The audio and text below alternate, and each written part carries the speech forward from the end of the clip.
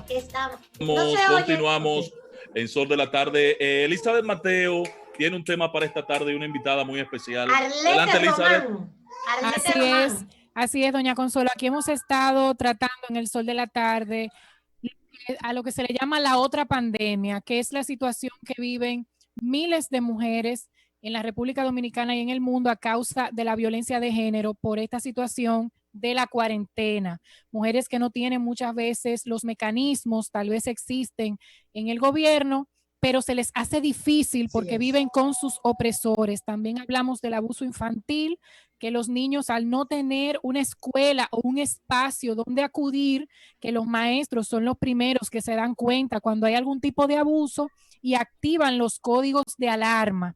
Pues hemos traído a esta amiga y experta en violencia de género y que ha realizado varios estudios sobre este tema y también tiene una propuesta interesantísima. Recuerden que se reportó y hablamos con Janet Camilo, la ministra de la Mujer, también hablamos con otras personas que nos explicaron que aunque en las 2 primeras semanas hubo una especie de reducción de la cuarentena, de las denuncias en el tema de violencia de género, no quiere decir que no estaban ocurriendo, sino que algo estaba pasando con estas mujeres que no estaban pues denunciando la violencia. Se recibieron 813 denuncias, un número más bajo que en otras ocasiones, pero Arlete nos va a explicar esta situación y también su propuesta de que se cree una línea de WhatsApp que es más fácil porque no están escuchando lo que estás diciendo ni pueden ver si tú estás llamando a un organismo gubernamental y que entonces eso haga que la violencia sea más fuerte contra ti, que eres una persona violentada. Arlete, bienvenida al Sol de la Tarde. Gracias por compartir con nosotros hoy. Así es, bueno, muchas gracias a ustedes por invitarme. Bueno, así como tú lo dijiste, Elizabeth, y esta pandemia de la violencia doméstica clama 24 millones de víctimas por año, y la ONU predice que si tenemos 6 meses más de cuarentena, es posible que lleguemos a 61 millones de incidentes de violencia alrededor del mundo. Entonces, ¿qué pasa con esto? 1 de cada 3 mujeres ya en la normalidad sin el COVID-19 va a sufrir violencia física o psicológica en su vida. Ahora, estas desigualdades están intensificadas por el virus, no es a raíz del virus, sino que es una desigualdad que ya existía y que tenemos que promover.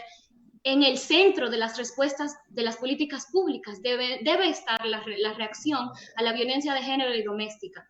Entonces, ¿qué pasa? Así como dice la ministra Janet Camilo, en otras ciudades también hubo una reducción de las denuncias, y es por esto mismo, porque se encuentran en el mismo espacio confinados, son controladas, su pareja controla, ¿verdad? Las llamadas, incluso el teléfono, eso hay que tenerlo en cuenta. Entonces, por esto mismo es que debemos crear las líneas de texto WhatsApp, porque en Italia, por ejemplo, que se redujo también las llamadas, en los mensajes de texto y de WhatsApp estaban explotados, no daban abasto. Igual con las casas de acogidas que no dan abasto. Y entonces en otros países lo que se está haciendo, por ejemplo, Francia rentó 20,000 noches en hoteles para acomodar a las víctimas, para despejar las casas de acogidas. Entonces también Australia, Alemania e Italia lo que han hecho es establecer que en vez de sacar a la familia y a la víctima de la casa en una situación de violencia doméstica, se saca al perpetrador. Lo que tiene más sentido. Claro, es lógico. Claro, tiene más sentido porque siempre vemos que nos estamos enfocando en la víctima. Siempre nos dicen, no vayas a la calle, no te vistas así, no lo provoques, pero nosotros tenemos que enfocarnos en el verdadero problema que es la causa de esa violencia del perpetrador. Entonces hay que enfocarnos en el perpetrador y bueno, te quitamos a una víctima de encima, pero la víctima es reemplazable, es un sistema. Entonces, por ahí va la cosa. Entonces, mi propuesta es esto, que también pensemos en las personas con discapacidad, porque tenemos que evaluar todas las políticas públicas desde una perspectiva de interseccionalidad o de la interrelación de sistemas de opresión o discriminación. Tenemos que tomar en cuenta el género, la raza, el estado migratorio, la discapacidad. Todo esto se une en una sola persona, creando una identidad única, una experiencia única, que entonces todas las políticas públicas que nosotros implementemos en el gobierno va a impactar a esa persona de una manera que puede ser positiva positiva y negativa, ¿me entiendes? Diferente a otra persona que no comparta los mismos rasgos. Por eso entonces tenemos que ser más conscientes de la persona con discapacidad. Yo sé que el gobierno ahora mismo está haciendo todo lo posible, y más como nosotros somos un país en vías de desarrollo, pero tenemos que poner la violencia de género y la violencia doméstica, entregar fondos más fondos al ministerio, a la Procuraduría, para que atienda estos casos de violencia, porque de verdad que no todos estamos seguros en casa. Fíjate, Elizabeth, adelante. No, Arlette, solo quería que nos abundaras un poquito más en la experiencia del WhatsApp y de los mensajes de texto, cómo poner esto en marcha, cómo activar, que quizás sería el mecanismo, porque aquí ya existe una línea vida. Lo que no tenemos es quizás el WhatsApp y los mensajes de texto. Y que nos hables también de tu experiencia. Tú vives en Berlín, estás ahora mismo allá. La experiencia de Alemania con esto de la pandemia y la violencia de género. Sí. Bueno, mira, lo que yo he investigado en las diferentes ciudades, lo que han implementado, por ejemplo, páginas web que llenen un formulario en línea, entonces eso obviamente opcional si no pueden usar las líneas telefónicas para que no se estresen, que ya están estresadas los servicios en algunas ciudades. Entonces, crear, bueno, yo sé que me han dicho que la policía tiene un botón de pánico, pero me pregunto por qué deberían ponerlo a funcionar o promoverlo esta vez. Eso está excelente, esa idea, porque yo no sé si localiza. Tiene botón de pánico, Elisa, perdón, Arlette, yo no sé si tiene botón de pánico. Había una propuesta, no sé si está en funcionamiento. Bueno, creo que es José Laluz el que ha hecho esa propuesta. Sí. También José Laluz ha hecho la propuesta, sí. Sería buenísimo. Hay una vía de comunicación y con la Procuraduría también. Déjame...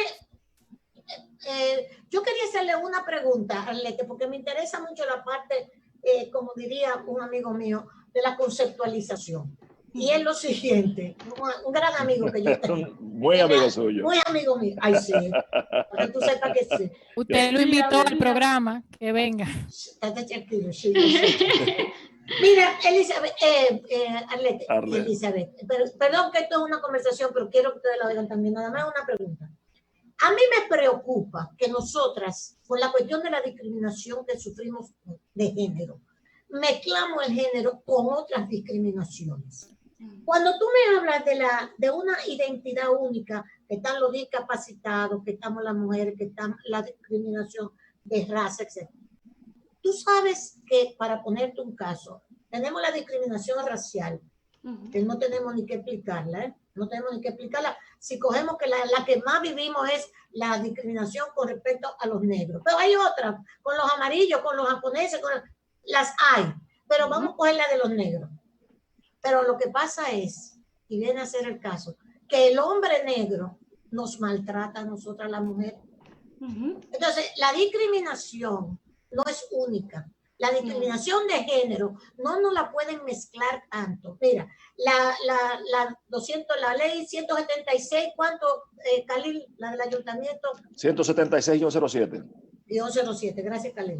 La 176, al final, en la parte final, un adendum dice que nosotras las políticas del ayuntamiento tienen que ser también de género para los envejecientes y para la niñez. No meten a nosotros con los discapacitados. Siempre mezclan a las mujeres con otras discriminaciones, que muchas veces esos otros, como en el caso de la discriminación racial, los negros también nos discriminan a nosotros las mujeres, seamos blancas, rubias o negras. Los negros nos discriminan como hombres. Entonces, esas son de las cosas que a mí como que me gustaría, no hoy, porque a lo mejor, pero el debate me interesa. Bueno, mire, yo estoy completamente de acuerdo con usted, doña Consuelo, y que le voy a decir algo que dijo la famada Simone de Beauvoir, que es una feminista original. Ella explicaba que la mujer es el único grupo opresor que nunca ha sido independiente de quien decimos que es el opresor. Tú no puedes poner a las mujeres, por ejemplo, en un gueto. Tú puedes poner a los negros en un gueto, tú puedes poner a judíos en un gueto, pero no puedes poner solamente a la mujer, porque aparte de la relación y de la interdependencia, nosotros amamos a quien nos oprime, ¿entiendes? O sea, esas mujeres que están en ese ciclo de violencia. Por eso es que Simón habla del segundo género. Exacto. Porque nosotros somos El segundo, así que se llama su obra, Cumbre, el segundo género.